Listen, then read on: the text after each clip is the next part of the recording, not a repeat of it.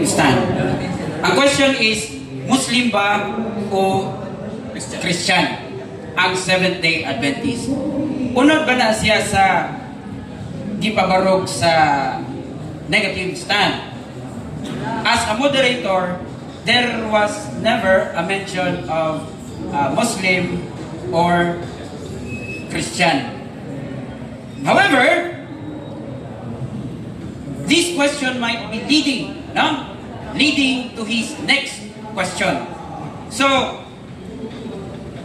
even though ang negative stand, dili siya mudawat sa mong question, kaya wa siya mag-discuss ni Ana, but this question might lead to a secondary and follow-up question.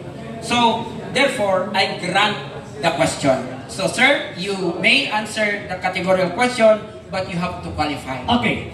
Ang Seventh-day Adventist usa ka Protestant Christian na dili nimo mabasa sa balaang kasulatan, why connection sa Exodus chapter 20 verse 8 to 10. So why katungod nga mag-implement sa law of the Sabbath? Sunod pa na. Okay.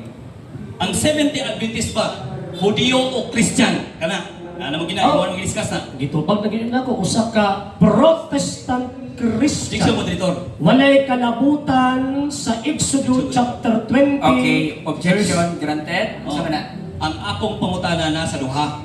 Okay. Hudiyo ba o Christian? Wa po nang ingon nga Protestant Christian.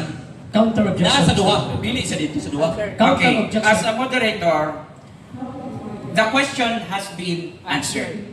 Dili lang kay Christian, kundi i-categorize by the negative stand as Protestant Christian.